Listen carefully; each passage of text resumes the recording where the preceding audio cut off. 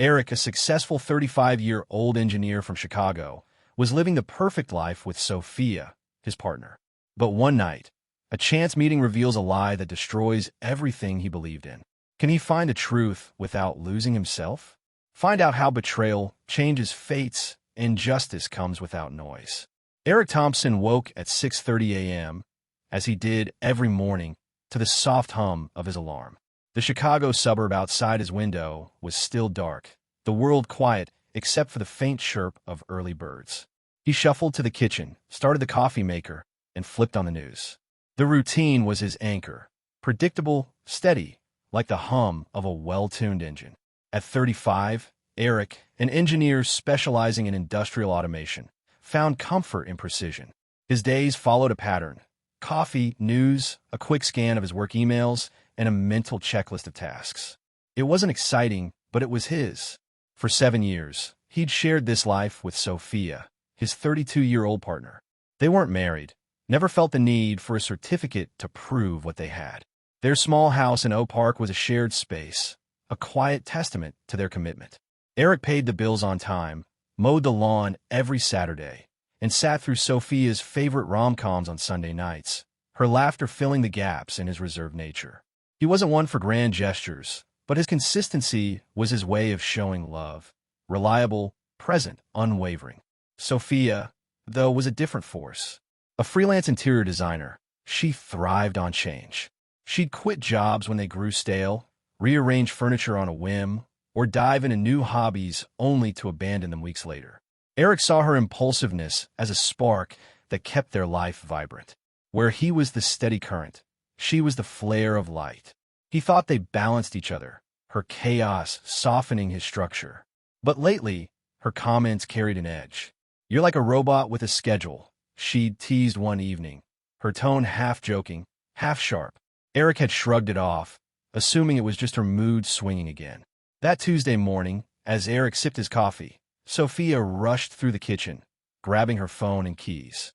"I'm meeting Emily for dinner tonight," she said, barely pausing. Emily was her closest friend, a co-worker from a past design project. Eric nodded, his fork halfway to his mouth as he ate a simple meal of pasta and grilled chicken. "Have fun," he said, his voice warm but distracted by the day's work lingering in his mind. Sophia flashed a quick smile, gave him a peck on the cheek, and was out the door before he could say more. The house fell quiet again, the news anchor's voice droning in the background. Eric finished his meal, washed the dishes, and decided to head to his favorite diner near his office downtown. The place, a small spot called Rosie's, was a 10-minute drive, its neon sign a familiar beacon. He ordered his usual apple pie and black coffee, without glancing at the menu. The server, a guy named Mike, already knew the order and gave him a nod. Eric liked the predictability of it, the ease of a place that didn't demand surprises. As he waited for his pie, a familiar face caught his eye. Tom, a college buddy he hadn't seen in years, walked in, his broad grin unchanged. "Eric, man, it's been forever," Tom said, sliding into the booth across from him. They caught up quickly, work, life, the usual. Eric mentioned Sophia, their house, the steady rhythm of their days. "She's out with Emily tonight," he added, stirring his coffee. Tom's smile faltered, his fingers pausing on the edge of his napkin. "Emily?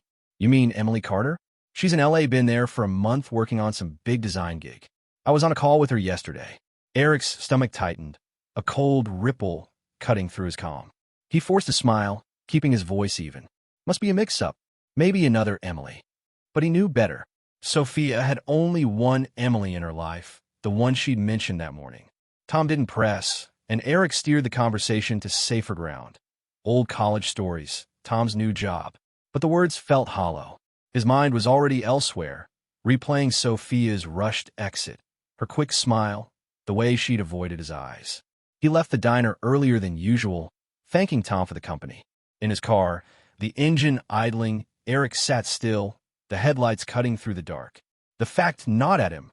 Emily was in Los Angeles. Sophia had said she was meeting her for dinner. The math didn't add up. He tried to reason it away. Maybe she'd misspoken. Maybe there was another friend. But the doubt took root, sharp and unyielding. He drove home slowly, the city lights blurring past, his hands steady on the wheel, but his thoughts racing.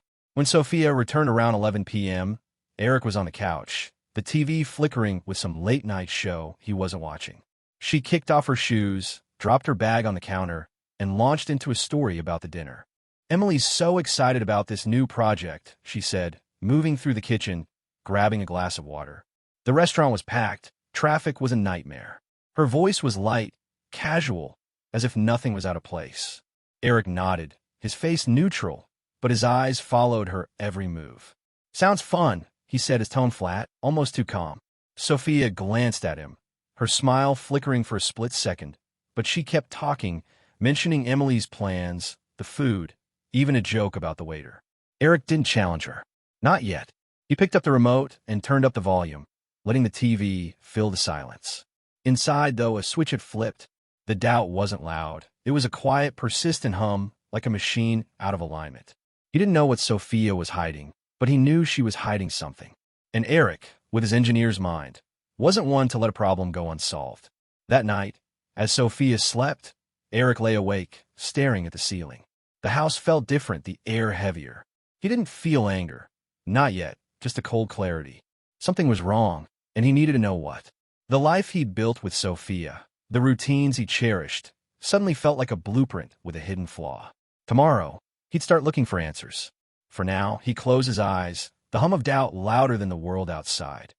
Eric Thompson drove to work the next morning, the Chicago skyline sharp against the dawn. His hands gripped the steering wheel, steady as always, but his mind churned. Tom's words from the diner echoed. Emily was in Los Angeles, not at dinner with Sophia. The discrepancy gnawed at him, a glitch in the system he'd built his life around. He wasn't one to jump to conclusions. His engineer's brain demanded evidence. But the seed of doubt had taken root, and it wasn't going away. At his office, a glass-walled building downtown, Eric went through the motions. He reviewed schematics for a new automation system, answered emails, and nodded through a team meeting. But his focus kept drifting. Sophia's story from last night played on a loop. The crowded restaurant, Emily's new project, the waiter's bad joke. It sounded so real, so effortless. Too effortless. By noon, he couldn't shake the feeling that he was missing a piece of the puzzle.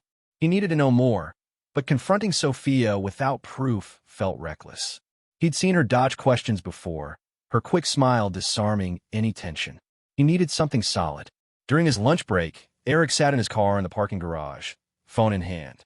He hesitated, then opened an app he'd used years ago to track his own phone when it was misplaced. It was simple tech, nothing invasive, just location data. Sophia's phone was always charging in the kitchen overnight, a habit she never broke. He could install the app discreetly, check her movements, and either confirm his suspicions or put them to rest. The thought felt like a betrayal of their trust, but her lie about Emily had already cracked that foundation. He made up his mind. Tonight, he'd act. Back home that evening, Sophia was out again, this time claiming a late client meeting. Eric waited until he heard her car pull away, then moved quickly. Her phone was plugged in by the sink, screen dark. In under 5 minutes, he installed the tracking app, linking it to a private account on his laptop. He tested it. Her phone's location pinged at a downtown office building, matching her story. For a moment, relief flickered. Maybe she'd just misspoken about Emily. But the relief didn't last. The app was active now, and he'd use it to watch her patterns.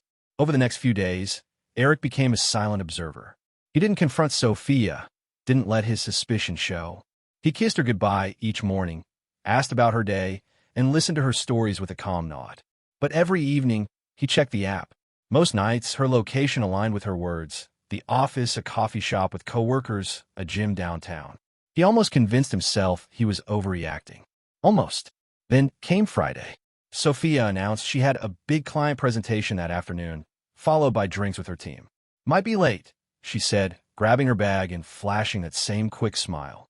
Eric nodded, his face a mask of normalcy. "No problem. Let me know when you're heading back." As soon as she left, he opened the app.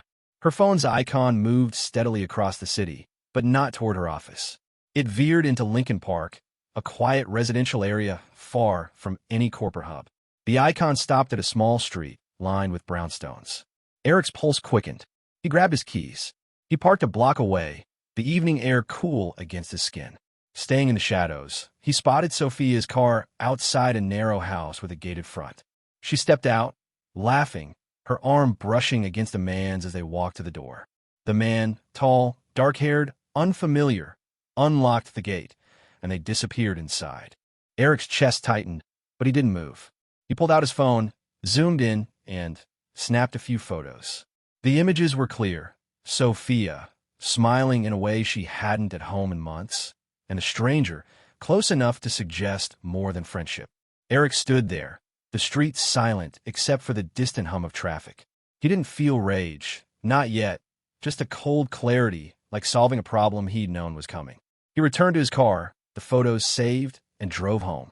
The house felt emptier when he walked in, Sophia's absence louder than ever. He sat at his laptop, staring at the images, his mind already mapping the next steps. Confronting her now would lead to denials, tears, deflections. He'd seen her spin stories before. No, he needed a plan, something precise, final, and fair. That night, Sophia came home past midnight. She dropped her bag, kicked off her shoes, and launched into a story about the presentation, the drinks, the annoying new guy on her team. Eric listened, his face unreadable, and murmured, "Sounds like a long day." She nodded, oblivious, and headed to bed. He stayed on the couch, the TV flickering but ignored. The photos burned in his mind, not because of jealousy, but because of the lie. 7 years of trust, of shared routines, reduced to a casual deception. By Saturday morning, Eric's resolve hardened. He wasn't going to let this unravel him. He'd built his life on logic, and he'd dismantle this betrayal the same way. While Sophia slept, he searched online for apartments, small, affordable, far from Oak Park. He found 2 listings in Evanston, a quieter suburb, and booked viewings for Monday. He opened his banking app, checking their joint account. Small transfers to a private account could start now, unnoticed, to secure his exit. He wasn't stealing, just reclaiming what was his. As Sophia stirred in the next room, humming softly while getting ready for the day, Eric closed his laptop. She walked into the kitchen, oblivious to the shift in him. "Morning," she said, pouring coffee. "Morning," he replied, his voice steady. But inside, the gears were turning. He'd seen the truth, and it was simpler than he'd feared. Sophia had chosen to lie. Now, he'd choose himself. Part 3. The plan takes shape. Eric Thompson woke on Sunday with the same precision as always, his alarm cutting through the early Chicago quiet at 6:30 a.m. But today, the routine felt different, like a machine running on borrowed time. The photos from Friday night, Sophia laughing with a stranger in Lincoln Park, sat on his phone, undeniable proof of her lie. He didn't open them again. He didn't need to. The truth was clear, and Eric, ever the engineer, was already building a solution. His life with Sophia was a system with a fatal flaw, and he'd dismantle it methodically. Over coffee, he checked the tracking app. Sophia's phone was still at home, likely charging in the kitchen where she'd left it. She was asleep, her soft humming absent this morning. Eric moved quietly, opening his laptop to refine his plan. He'd found 2 apartments in Evanston, and the Monday viewings were confirmed. He transferred another small sum, $500, from their joint account to his private one, careful to keep it below her notice. The lease on their Oak Park house was in his name, a detail he'd never thought would matter until now. He drafted an email to the landlord, requesting termination in 30 days, but didn't send it yet. Every step had to be timed right. Sophia emerged from the bedroom around 9 a.m., her usual weekend sluggishness in her steps. "Morning," she said, grabbing a mug. Eric nodded, his face a practiced mask of calm. "Sleep okay?" he asked, closing his laptop. She shrugged, mentioning a headache from her late work drinks on Friday. The lie rolled off her tongue effortlessly, and Eric felt the sting, not of jealousy, but of disrespect. He let her talk, nodding at the right moments, while his mind mapped the days ahead. He needed to stay invisible, keep her unaware until he was ready to walk away. That afternoon, Sophia announced she was meeting a client downtown. Eric didn't flinch. "Cool, let me know how it goes," he said, his voice steady. As soon as her car pulled out, he opened the app. Her phone moved toward the Loop, a business district, which checked out. He leaned back, relieved for a moment, but the relief was fleeting. Friday's images lingered, and he knew this wasn't a one-off. He needed more than photos. He needed to understand the scope of her deception. Monday came fast. Eric left work early for the Evanston viewings. The first apartment was too cramped, but the second, a one-bedroom near the subway with a small balcony, felt right.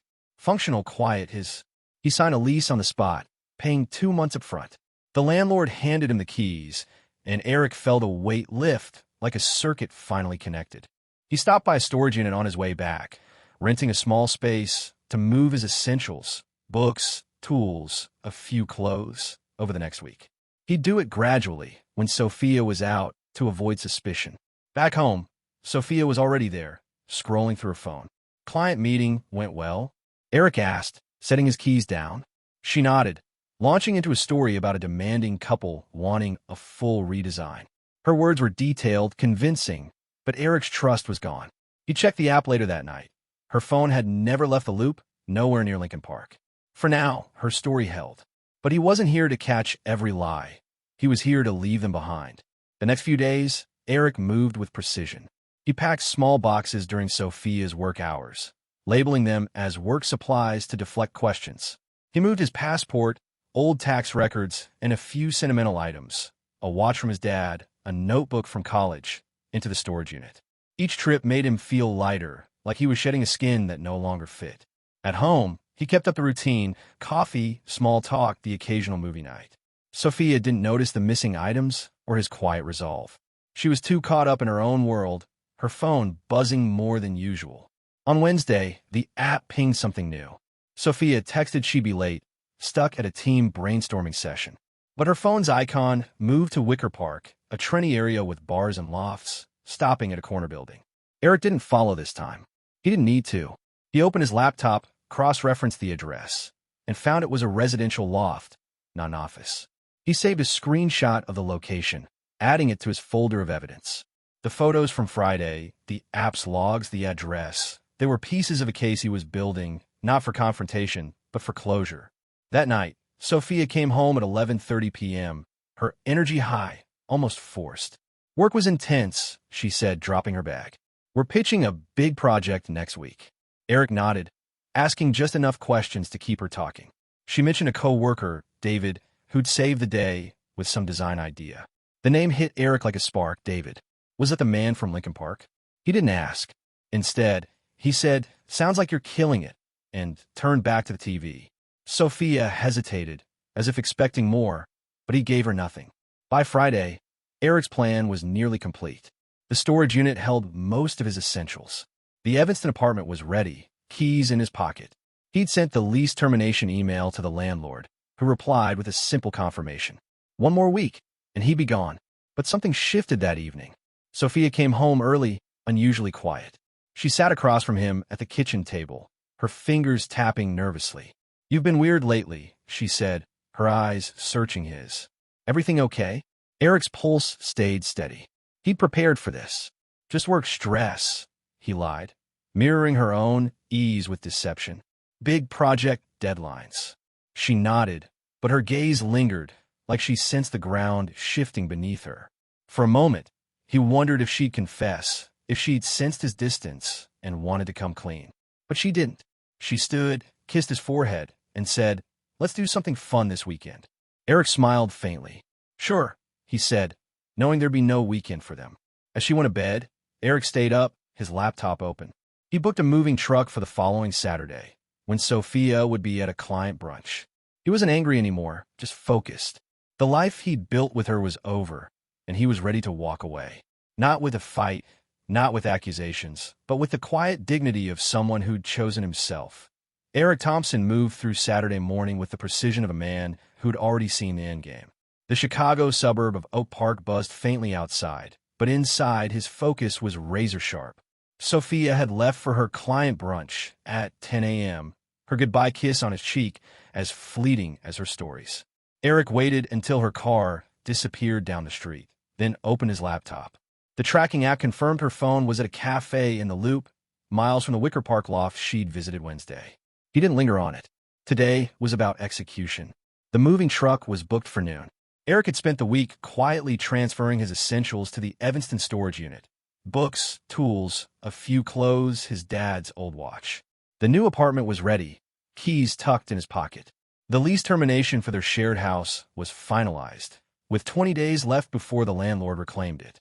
He'd moved $2,000 more to his private account, small enough increments to avoid Sophia's notice. Every step was deliberate, like calibrating a machine to avoid a single misfire. He packed the last of his things, a laptop charger, a pair of work boots, a folder with his passport and records. Each item fit neatly into a backpack, the weight of 7 years reduced to what he could carry. He scanned the house one last time, ensuring nothing vital remained. Sophia's belongings, her sketchbooks, her coffee mugs, sat untouched, a silent reminder of a life he was leaving. He felt no nostalgia, only clarity. This wasn't about erasing her. It was about reclaiming himself. The truck arrived on time, a small rental he'd drive himself. 2 trips to Evanston moved the storage unit's contents to his new apartment. By 3 p.m., he was unloading boxes into the one-bedroom space, the subway rumbling faintly nearby. The place was bare but functional, a blank slate. He set up a folding table, plugged in his laptop, and sat for a moment, the silence grounding him. For the first time in weeks, he exhaled fully. Back at the Oak Park house, Eric prepared the final piece. He printed the evidence: Friday's photos of Sophia with the man in Lincoln Park, Wednesday's screenshot of her phone at the Wicker Park loft, and a timeline of her lies logged from the app. He wrote a brief letter, not emotional, just factual. I know about the lies. I'm leaving. The lease ends in 20 days. The key is yours. He added the house key and his old ring, a simple band he'd worn out of habit, not obligation. The envelope, sealed and unlabeled, went on the kitchen counter. Sophia texted at 4 p.m. Brunch ran late, heading to a shop with a friend. Home by 7. Eric didn't reply. The app showed her phone still in the loop, then moving toward Wicker Park again. He didn't check further. The pattern was clear, and he was done tracing it. He drove back to Evanston, the envelope's weight now off his shoulders. The decision wasn't impulsive. It was a circuit he'd closed, clean and final. That evening, Sophia returned to Oak Park around 8 p.m. Eric was already gone, his car parked in Evanston, his phone on silent. She walked in, expecting his usual presence, maybe on the couch, maybe in the kitchen. Instead, the house felt still, the air heavy with absence. She called his name, her voice echoing unanswered. Her eyes landed on the envelope. She opened it, hand steady at first, then trembling as she pulled out the photos, the screenshot, the letter. The ring hit the counter with a soft clink, louder than any shout. Sophia sank into a chair, the papers spread before her. The photos showed her with David, the man from work she'd met months ago, his arm around her outside his loft. The screenshot pinned her lie from Wednesday, the timeline cataloging every false story. Eric's letter was brief but cutting, each word a verdict. She tried calling him once, twice, 3 times. Voicemail. She typed a text, then deleted it, the words feeling hollow. She called David instead, her voice shaking as she explained. He knows. He's gone. David's response was curt, distant, citing complications and other priorities. The call ended in under a minute. Sophia sat there, the house too quiet. She walked to the closet, noticing Eric's side nearly empty, his jackets, his boots gone. Reality settled in like a slow tide. She'd gambled their life together, and he'd walked away without a scene. She tried calling co-worker, someone she'd grabbed drinks with before, but the response was vague. Sorry, my place is packed. Hope you figure it out. The rejection stung, a mirror to her isolation. By Monday, Sophia was scrambling. She searched for apartments online, her budget tight without Eric's steady income. Her parents were across the country, their ties strained by years of distance. She found a cheap studio in a run-down building near her office, the only place she could afford on short notice. The lease was signed, a move-out date set for a week before the Oak Park house closed. She packed her things, clothes, sketchbooks, mugs, into bags, the process chaotic compared to Eric's precision. Eric, meanwhile, settled into Evanston. He bought a basic bed frame, a small stove, and a coffee maker, rebuilding his routine one piece at a time. His phone stayed quiet, Sophia's calls ignored. He didn't block her, he didn't need to. His silence was his answer. At work, he stayed focused, delivering projects with his usual efficiency. Colleagues noticed a change, a quiet confidence, but he didn't share details. His life was his own now, no explanations required. Sophia moved into her studio on Friday, carrying bags up creaky stairs alone. The space was small, the walls marked by previous tenants. She dropped her things and sat on the floor, the weight of her choices pressing down. She checked her phone, hoping for a reply from Eric, but found nothing.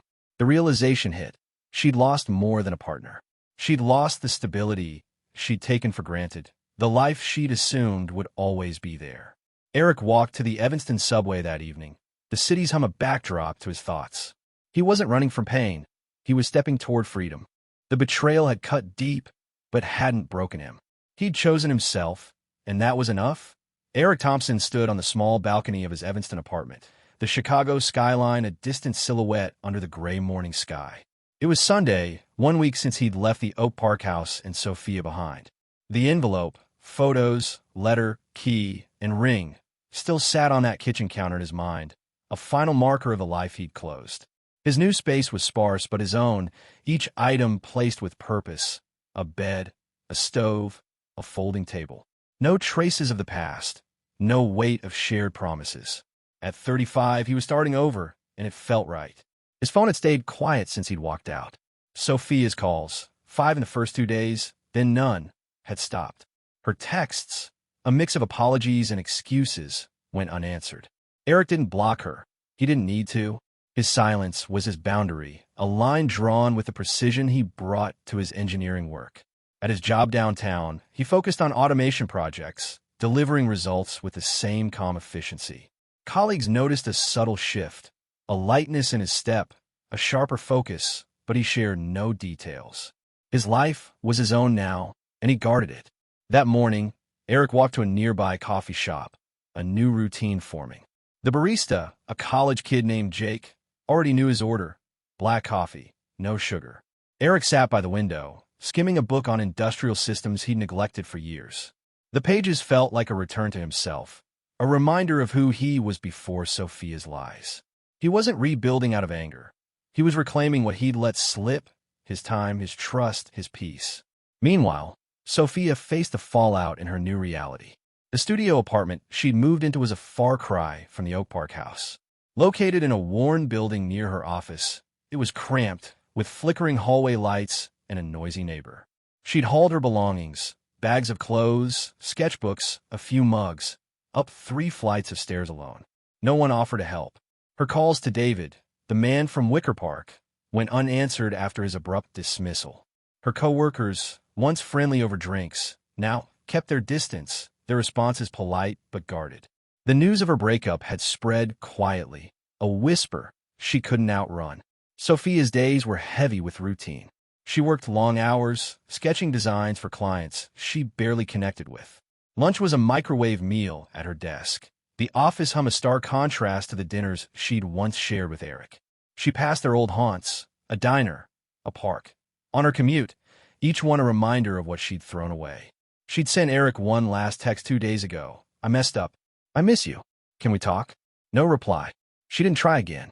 The silence told her everything. On Tuesday, Sophia sat in her studio, the lease termination notice from the Oak Park landlord pinned to a corkboard. She had 10 days to collect anything left behind. She drove to the house that evening, her key still working. The space was half empty, Eric's absence carved into every corner. His tools, his books gone. Her sketchbooks and mugs remained, untouched, like relics of a life she'd assumed was permanent. She sat on the floor, the envelope still on the counter. She didn't open it again. The photos, the timeline, the ring, they were burned into her memory. She called her parents, a rare move. They listened, their voices distant across state lines, offering sympathy but no solutions. "You'll figure out," her mom said before hanging up. Sophia packed the last of her things from the house, some dishes, a lamp, and left the key behind. Driving back to her studio, the city lights blurred through her tears. She'd chosen the thrill of something new with David, thinking she could keep both worlds. She'd lost them both. Eric, meanwhile, found rhythm in Evanston. On Wednesday, a neighbor knocked, a retiree named Clara needing help with a leaky faucet. Eric spent an hour fixing it, his tools a familiar comfort. Clara offered him tea, and they talked about nothing important: the weather, the subway, her old job as a librarian. It was simple, human, a moment untainted by betrayal. He returned to his apartment, the encounter lingering like a small spark. Life was moving forward, one interaction at a time. By Friday, Eric's routine solidified. He walked to work, read in the evenings, cooked simple meals, chicken, rice, vegetables. His phone stayed off most nights, no longer a tether to Sophia's world. At work, he pitched a new automation system, his confidence earning a nod from his boss. After hours, he joined a coworker for a beer at a local bar, their conversation light but genuine. Eric didn't mention Sophia or the breakup. He didn't need to. The weight was gone. Sophia's life, in contrast, felt like a loop of consequences. Her studio's walls seemed to close in each night. She worked, ate, slept, repeat, but the spark she'd chased with David was gone, replaced by a dull ache. She saw Eric's choice clearly now. Not revenge, but self-respect. She'd gambled their trust, and he'd walked away without a fight. Her attempts at apologies, texts, calls, had been too little, too late. She stopped trying, accepting the silence as her answer. On Saturday, Eric met Clara again, this time to help install a bookshelf. They laughed over her collection of mystery novels, and she insisted he borrow one. Back in his apartment, he cracked it open, the pages a small escape. He felt no urge to look back, no need to check if Sophia had called. The past was done, and he was free. Sophia, alone in her studio, opened her sketchbook. She drew aimlessly, lines that led nowhere. The city outside hummed, indifferent. She'd rebuild, she told herself, but the path was hers alone now. Eric had chosen himself, and she'd faced the cost of her choices.